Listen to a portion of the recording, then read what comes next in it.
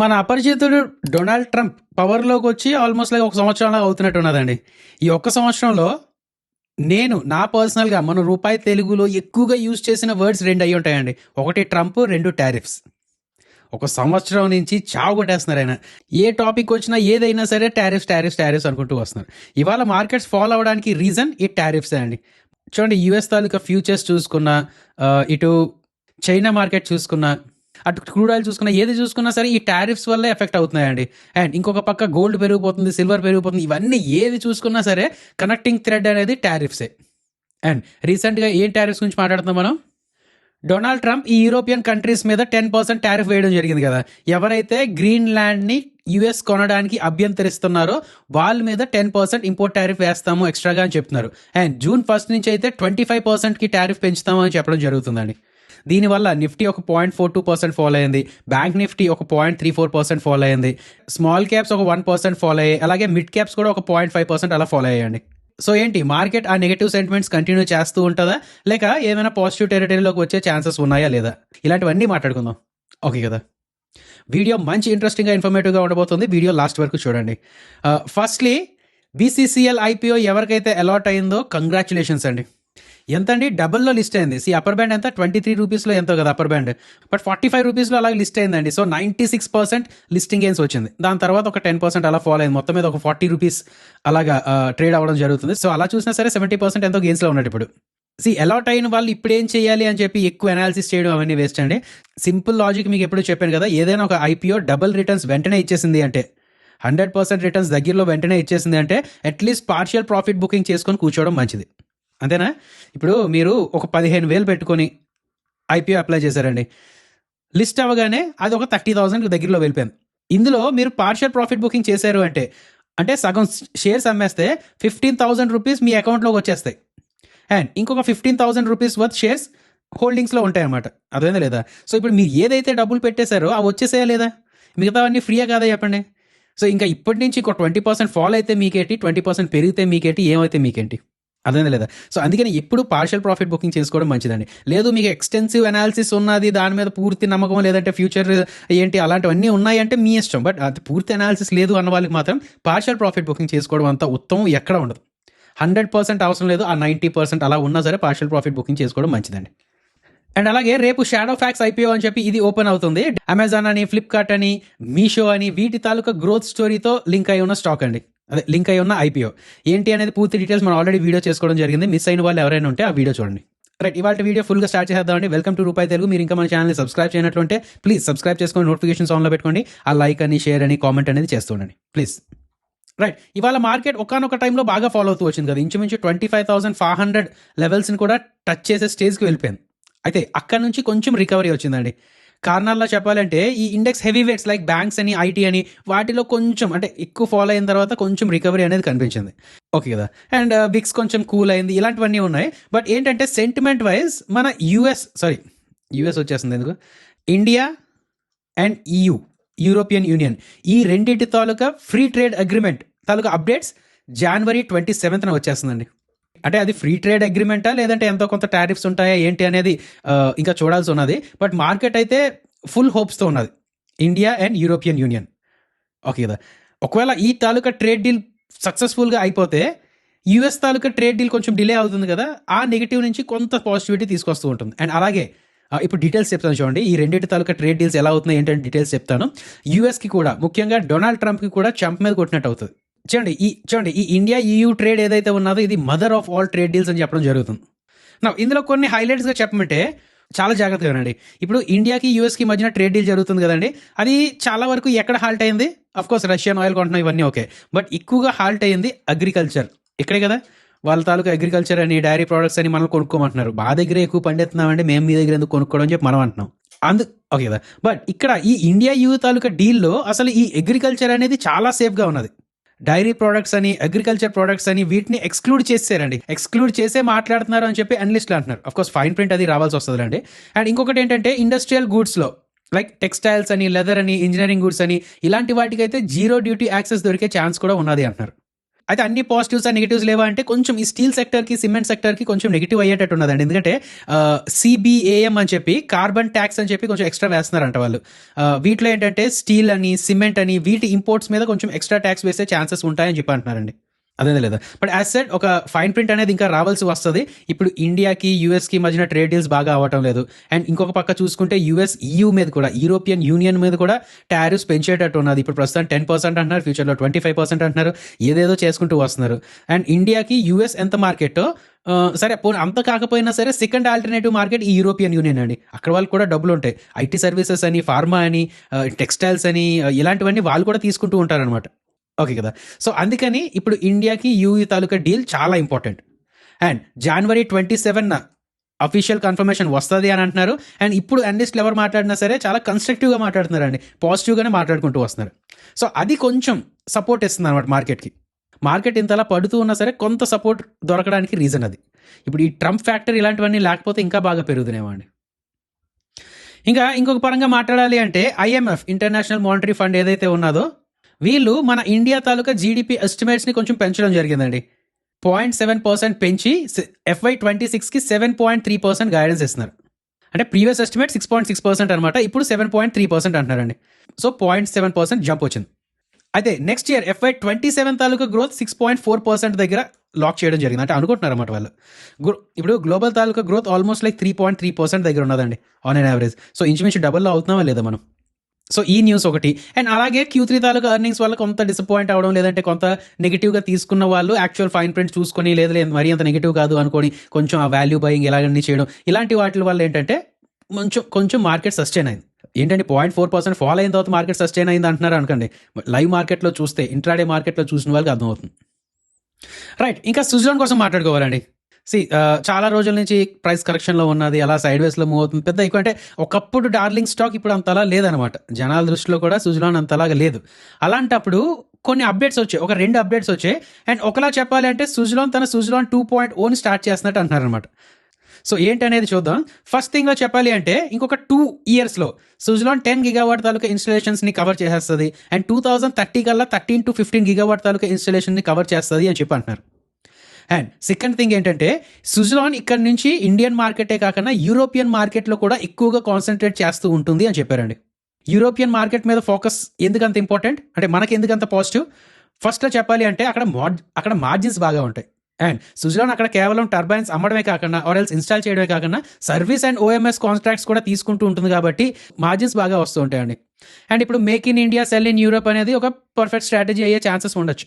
And దీంట్లో భాగంగా సుజలాన్ ఒక యూరోపియన్ మనిషిని అక్కడ సెగ్మెంట్ కోసం ఒక ప్రెసిడెంట్లా నియమించారనమాట. అండ్ ఇతను ఈ పౌలో సోరెస్ ఎవరైతే ఉన్నారో ఆయన సుజలాన్లో ఒక 5 years బ్యాక్ కూడా వర్క్ చేశారండి. అసలు ఇండియాలో ఇంతలా సెటప్ చేయడానికి కారణం ఈయన అనమాట. సో ఈయన మళ్ళీ ఇప్పుడు సుజలాన్లోకి వస్తే అండ్ యూరోపియన్ తాలూకా బిజినెస్ ఇతనికి అప్పచెప్పడం జరుగుతుంది కాబట్టి చూద్దాం, ఏదైనా జరిగే ఛాన్సెస్ ఉండొచ్చు. ఇప్పటి వరకు మార్కెట్ ఎక్స్పెక్ట్ చేసిన దానికన్నా కొంచెం ఏమైనా సర్ప్రైజెస్ ఇచ్చే ఛాన్సెస్ ఉన్నాయండి. సో సుజలాన్ని కొంచెం ఫాలో అవుతూ ఉండండి. నెక్స్ట్, రేపు ఈ ఐఈఎక్స్ ఎక్కువ ఫోకస్లో ఉండబోతుందండి. ఈ ఐఈఎక్స్ రిలేటెడ్గా స్టోరీ ఏంటంటే చాలా వీడియోస్లో చెప్పుకోవడం జరిగింది.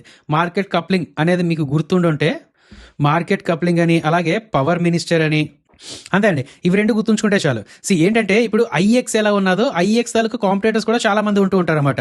బట్ ఐఈఎక్స్ దగ్గర ఏంటంటే సప్లయర్స్ లేదంటే ప్రొడ్యూసర్స్ ఎక్కువ మంది ఉంటూ ఉంటారు, లేదంటే వాళ్ళు కొంచెం ఒక మోట్ ఉంటుందండి.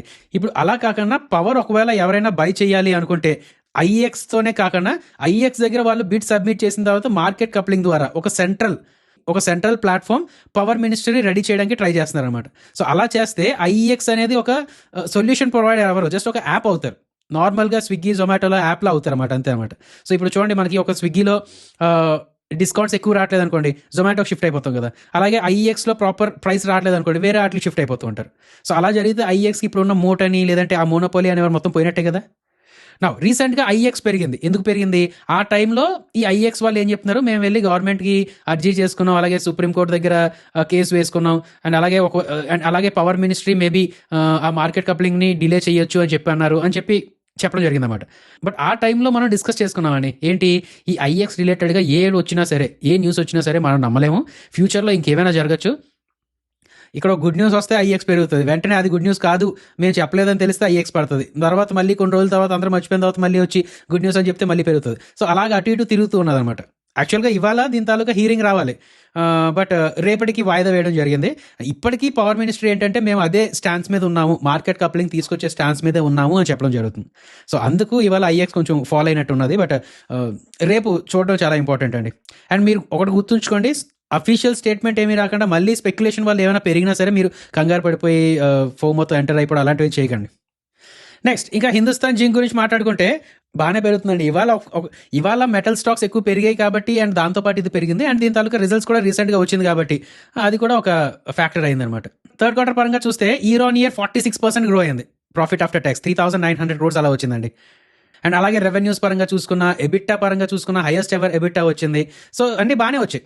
అండ్ ఇంకొక విషయం ఏంటంటే ప్రెసెంట్ ఇక్కడ మెటల్ ప్రైసెస్ చూసినా సరే గ్లోబల్గా జింక్ మరియు సిల్వర్ ప్రైసెస్ పెరుగుతూ ఉన్నాయి, స్ట్రాంగ్గా ఉన్నాయి. సో హిందుస్థాన్ జింక్ ఏంటంటే సిల్వర్ నుంచి వచ్చే మార్జిన్స్ పెరుగుతూ ఉంటుంటాయి అనమాట. సో ఇటు ఆపరేషనల్ ఎఫిషియన్సీ అని, మార్జిన్ ఎక్స్పాన్షన్ అని, ఇలాంటివన్నీ సాధించగలరు అని చెప్పి ఇంకొంచెం పాజిటివ్ వల్ల ఏంటంటే హిందుస్థాన్ జింక్ ఇవాళ కొంచెం పెరగడం జరిగింది.